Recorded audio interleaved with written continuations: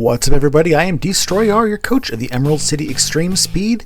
Today, we are in week 4 of UCDL, where we are up against Brandon P. and the Piedmont Triad Kickers. Let's have a quick look at the matchup and who I'm bringing. First up, we of course have our Dragapult. His team is super duper bulky and doesn't look like one that we can just easily pull off a sweep on. So we're bringing a double status Dragapult instead, so that we can cripple whatever it is that we need to. We can capitalize on that status with Hex, and despite the having Hex option there, it looks like into a lot of the team that having the physical Dragon Darts is still the best way to deal damage, so we have a mixed set there.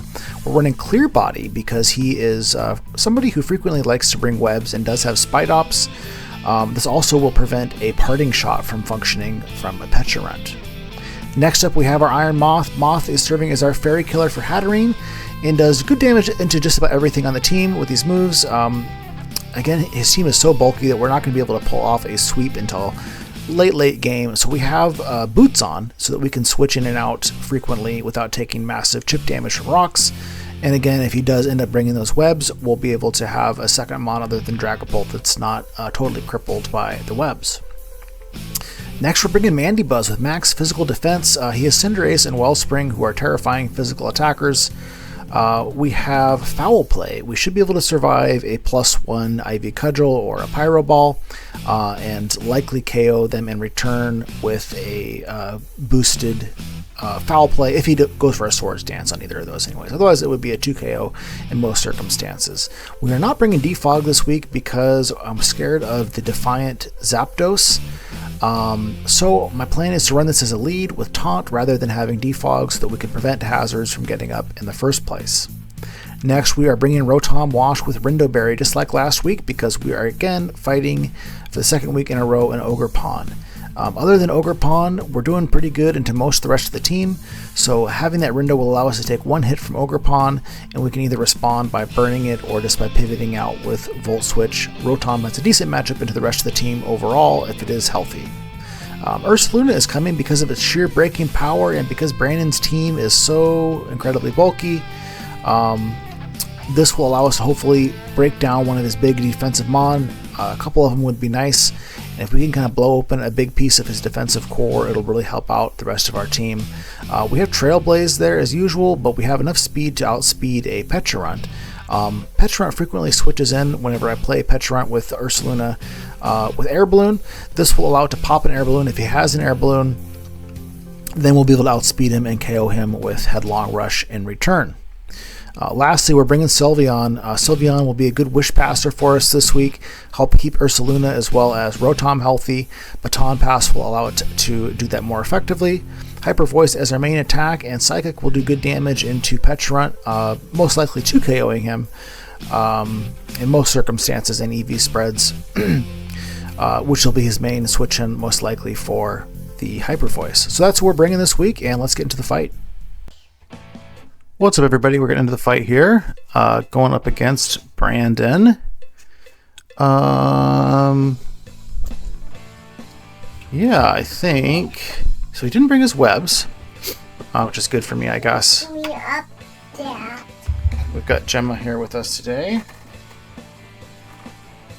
Okay, so I could lead. I was planning to lead Mandibuzz potentially. Please don't touch that, honey. Please don't touch that. I want to talk too. Okay, you can talk to it, but you can't touch it. Okay, so I think a decent lead and is Rotom here. We can burn Tinglu. And we have a shark here. And we do have a baby shark toy here as well. Okay, it brings out Tinglu. Maybe I should have ran Mandibuzz anyway, so we could have gotten the taunt there. So we could get Hazard stacked here. And we have a baby shark here. I'm going to go for a Wisp.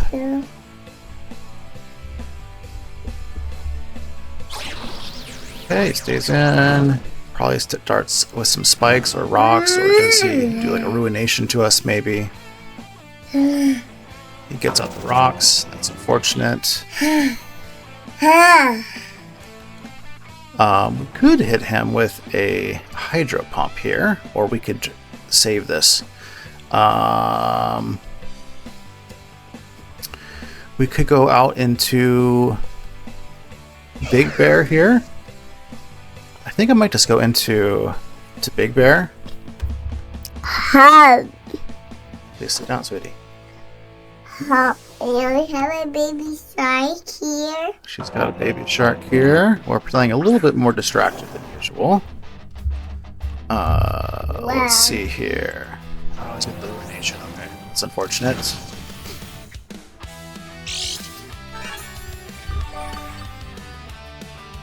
Okay, I think I'm gonna go for a Trailblaze here.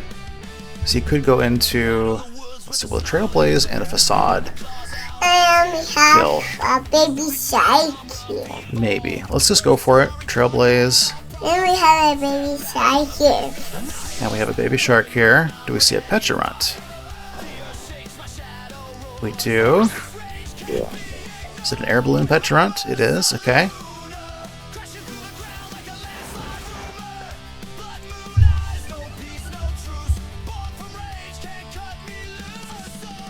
Okay, so it should be faster than Petulant here now. I think Headlong kills a Petulant here, whereas Earthquake potentially doesn't. He could go into his... He could just go into his Gyapdos here. I'm tempted to make the play on a Gyapdos switching in. So what can he do to me? A Malignant Chain, Foul Play might kill us. I'm going to go for a Facade because I think he knows I'm an Earthquake here. We overpredict there, unfortunately. That sucks. Okay.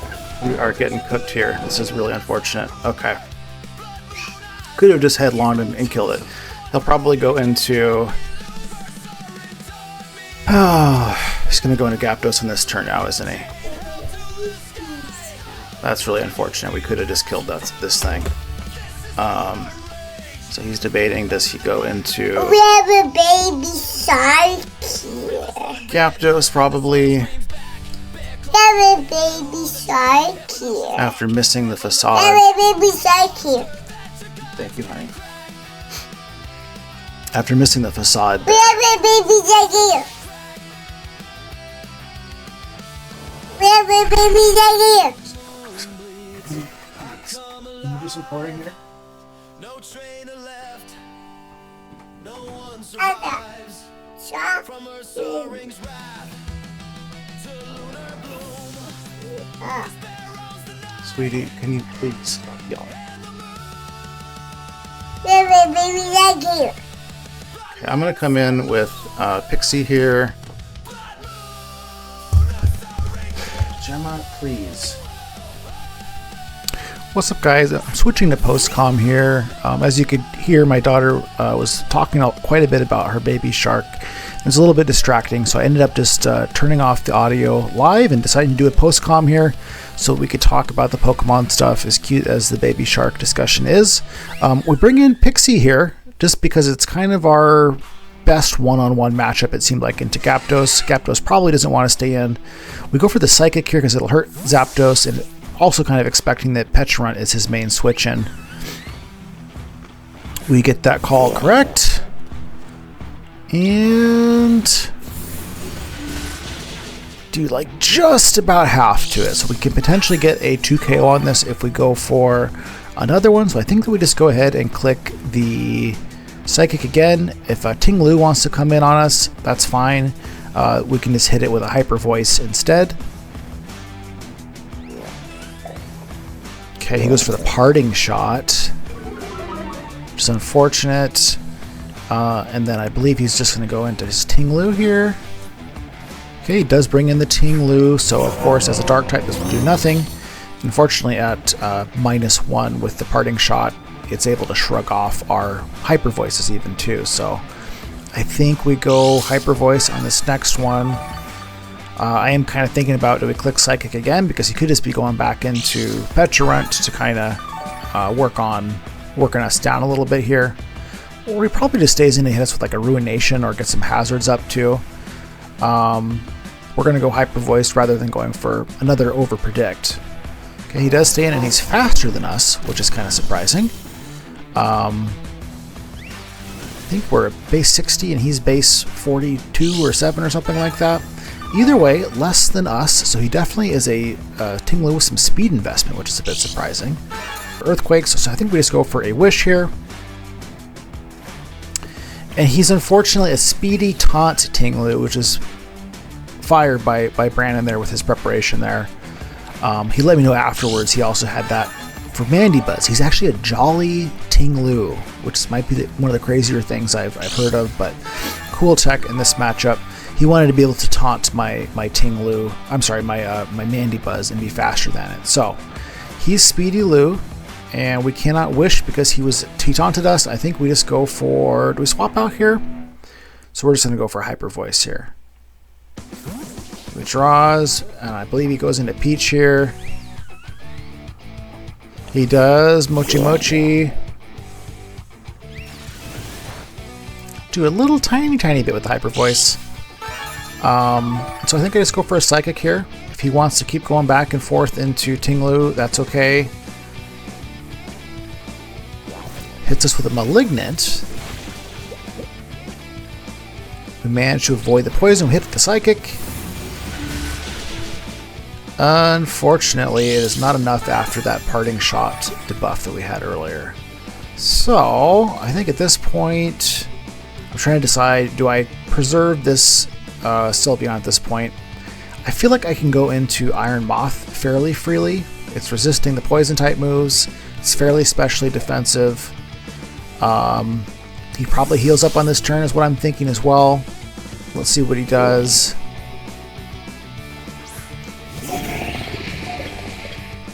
He was Malignant, and that is totally fine. Doesn't do anything to us. We don't have a poison risk here. And do we just go for a poison? Actually, I think I go Energy Ball here, thinking if he wants to try and switch out on the Psychic.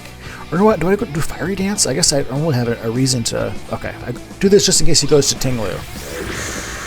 So Shield Wave, Energy Ball, we get rid of Mochi Mochi. Maybe a better move would have been the Fiery Dance there to get the boost. In hindsight, then again, I'm not sure that Ting Lu is in range for us anyways. He actually brings this out instead of Ting Lu, which is kind of interesting. Maybe should have looked at that and read into that a little bit more too, but I don't think he actually has a ground move on Ting Lu. Because otherwise, I think he just brings in Ting Lu there. He could have like Scorching Sands. He goes for Pyro Ball, so he goes for Predict.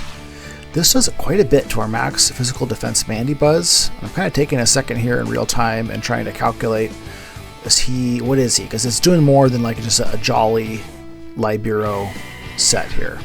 So it felt like he could almost be a choice band with how much that did. I did some calculations. It could have been like a absolute max adamant Pyro Ball roll. Later on, find out that he is muscle band on this thing. So it had me kind of tripping out a little bit, but that's why it was doing more damage. He's adamant and muscle band. Okay, he U-turns and we just heal here.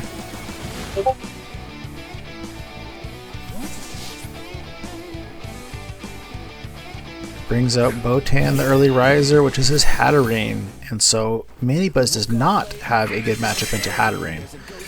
Everything else it does pretty good against. This thing I'm realizing we can't do much to because we can't taunt it because of Magic Bounce. All we can really do is U-turn here. Get a tiny amount of chip. I think this is a little bit of a quandary for me as to who do I go into because I didn't bring a Steel type this week, which is really kind of an oversight for me. I think I was thinking maybe I could just kill this thing with Big Bear. I might just sack Sylveon here. Maybe, because I'm realizing, okay, I've got two Mon that are weak to Fairy. My Fairy Resist is weak to Psychic. So Hatterene is really kind of a big oversight for me in planning because he had a lot of other really big threats to worry about, and I kind of... And so he goes Trick Room here, which I also was pretty surprised about. I didn't think he'd pack Trick Room on an Ursaluna team. He would be faster than Ursaluna with this, or slower, I guess, technically. But if something goes wrong there, then you've got Trick Room set up for Ursaluna. I, of course, wasted my Ursaluna early on, so that's not an issue for him here. He gets rid of us. He shows off that he is Life Orb here. We bring in who? This gets really hard for me here because he's got 3 more turns of Trick Room. He can Psychic my Moth and kill it. He can kill my Morpheus with a fairy move. He can probably 2 KO Bonehead. Help I'm Stuck can potentially, well, should be able to survive 1 hit, I think, with Help I'm Stuck. But then what can I do to it in return? A little bit of chip damage ultimately. So I'm really not sure what I do here. I think that what I'm trying to do here is I want to waste some Trick Room turns is kind of what I'm thinking. So I can't remember exactly what I do, but I can kind of go back between Master Blaster and Bonehead as far as just waiting some turns out. So I think that I bring one of them in here. Let's see what I do. Okay, we go Mandy Buzz. So I'm pretty sure my plan here is, okay, this is going to mean he's going to have to do a fairy move. We're going to go back out into Master Blaster, hopefully eat that fairy move and waste a turn of Trick Room. We do need to preserve Master Blaster though, so we have to be very careful here because other than Master Blaster, we're not really killing this thing. So I have to do the same thing here. I kind of think, okay, what do I do? I'm trying to think of kind of a neutral play here because it's kind of obvious I could just switch back and forth here to continue to wasting these turns. I could go back into Mandy Buzz. I'm thinking he knows that I'm going to go back into Mandy Buzz.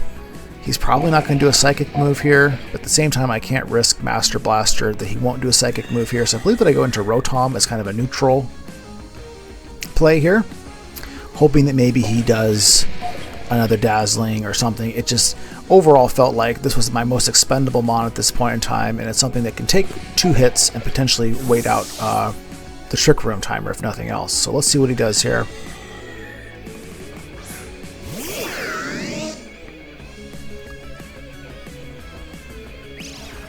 Hit this with a Psychic Noise, which does a lot to help I'm Stuck. And unfortunately, he did go for the Psychic move. I was hoping that the Mandy Buzz was going to scare him from doing that after I kind of showed that I'm willing to switch back and forth. He's got Giga Drain as well. We have a Rindo, and it doesn't save us. And so unfortunately, that gives him quite a bit of health back. So he has exposed his moveset here. So he's got, Draining Kiss. Was it Draining Kiss or was that a Dazzling Gleam? Psychic Noise and Giga Drain. He's pretty healthy. Dimensions return to normal, so at least we waited out the clock. We wasted a full health, whatchamacallit, and we kind of have to click Sludge Wave here. I'm trying to decide, do I go for Energy Ball, calling the Ting-Lu switch in? But I've been pretty bad so far at kind of predicting what he's going to do. And so he's kind of forcing me into the safest play here, which is click Sludge Wave. Because if I don't click Sludge Wave and he ends up deciding he doesn't need this thing anymore and he clicks Psychic Noise, my Moth is dead and I'm kind of toast. He does switch out. Ting-Lu comes in, of course. Unfortunate, because I think if I would have clicked the Energy Ball, we could have 2 KO'd it. I don't think that the Sludge Wave... Sludge Wave isn't doing much to him. So we really... I can't really stay in here. Even if he's burnt, if he's got Earthquake, he is going to kill my 4 times weak Moth. Moth kind of, as I'm looking at the teams here, I'm really behind. If I've got a shot at winning, it's going to be Moth. Moth can hit Sludge Wave on... the Ogre Pawn. It can Sludge Wave a couple of things. It can Psychic the Gyarados. It can do a lot of damage into Cinderace. So I'm looking. This thing is crucial to me. I need to keep this alive. I think do I just go into Bonehead for a pivot here? I think I just go into Bonehead. Okay, go into Dragapult for some reason. Honestly, not sure why I went Dragapult. Well, you know what? I think I was worried about him doubling back into Hatterene. Because if he does get another Trick Room off with Hatterene, it's kind of game over for me. So I bring in Dragapult thinking, okay, if he does go into Hatterene, at least I can hit it with a Hex or something if it comes in. Otherwise, honestly, in hindsight, I think it would have been a lot better to go into Mandy Buzz there. I think my logic trying to justify it behind or after the fact is not working. Okay, we hit it with dragon darts. Does it kill us here? It goes payback. So he exposes his full moveset now. He's got taunt, payback, ruination, and rocks. So he's got double dark move. So he had nothing. He doesn't actually have anything. He did not have a ground move for my moth. And I'm trying to decide here, because if I hit it with another dragon darts, he can come in afterwards with his Hatterene. Hatterene is going to be able to survive a hex. And so if Hatterene survives a hex and gets another trick room up, I'm just done. Nothing that I can do. So I opt to let Morpheus go down here. I figured maybe he switches into the Dragon Darts with his Hatterene there and I can 2KO it with Hex, but I just cannot let that thing get another trick room off. So I've come in now with Moth. We unfortunately had to kind of sack our Dragapult there. Should have come in with Mandibuzz, dealing with the kid in the background. You know how it is. Bad decision by me overall, I guess, for something that was going on in my head. We come in with Moth here, though, and I think we just do a Fiery Dance, get this thing finished off, and give ourselves a chance to get that boost anyways, and we're faster than everything other than Cinderace. So if we can get a boost here, we potentially can still win this with Master Blaster. We're speed tied with the Wellspring, so we need a little bit of hacks there. We do get a speed boost, so this puts us in a pretty good position. I'm kind of looking at calcs with the speed boost here, just kind of the basic calcs on again, his mons could be anything, but the basic calcs for these mons is I can hit Cinderace with a Sludge Wave, and it does 103, I think, to 121. I can do just over 100 guaranteed to Gyarados with Psychic. I can kill Wellspring for sure, and Hatterene with Sludge Wave. So I'm kind of thinking, okay, if I can survive Cinderace here, I might have a shot to bring this back with Moth. So can Moth do it for us? Brings out the Cinderace. No idea what he's got on his Cinderace. He likely is faster than us, and he could have like a Scorching Sands or something to get us. We just go for a Sludge Wave because it's our most powerful attack. Calc says there's a good chance that it should kill this thing. He goes Sucker Punch, which is kind of interesting. We survive that. And he unfortunately survives this. He let me know afterwards he actually had a good amount of defensive investment. He actually had a slow Cinderace. I guess he said he thought that I was going to be booster speed on the Moth, and so he didn't bother trying to outspeed the Moth. He just went with bulk, and it really paid off for him there, because if he had not gone with all that bulk, Moth probably brought it back for us there. He Sucker Punches again. We couldn't stay in because of that. We go U-turn. If he stays in, we can hit him. If not, we can bring Moth back in. See who he brings in. Hatterene, maybe? Zapdos. Okay, Gyarados makes sense. So we've got no choices here. We bring in... Well, we have no choices. We bring in Iron Moth. And I think we go for Psychic, which is our best chance to Oko this thing here. Although... problem here is we needed the +1 to be able to reliably kill this thing. In the moment, I kind of forgot about that. I had +1 in my calculator still. I thought that this was going to kill the Zapdos, so I just click Psychic. We hit up with the Psychic, and he eats it pretty well. Finishes the kill on us.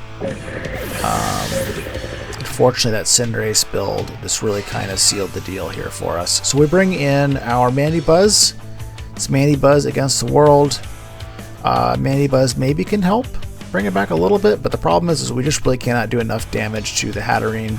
So it's really just counting the clock at this point in time. Maybe we can pick up some differential. We go for a Roost thinking maybe he does a Brave Bird or something. Maybe he'll kill himself. Goes close combat, does a lot, lowers his defense. We're able to heal that off for the most part. I think it does a little less than half. I think we just go for the foul play here. We can't win this. Maybe we can take this Zapdos with us with a foul play after the defense drops here.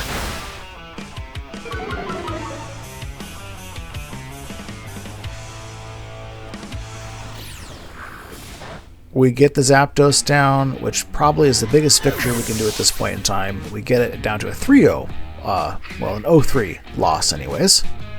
Save a little bit of differential at least. There's a reason that HATTERENE is on the thumbnail this week, you guys. I just did not have what I needed to be able to beat this. We go for a foul play. No way that foul play is going to KO here. I don't even think it's a 2KO. Let's see. Almost a 2KO, actually. Not with Draining Kiss, of course. And that is going to be good game. So Brandon, we fall to 2-2 in the UCDL. Very tough league. That's okay. We are still alive and fighting, and we'll hope to see you guys next week. We'll be taking on one of our rivals, Mr. TJP. See you guys then.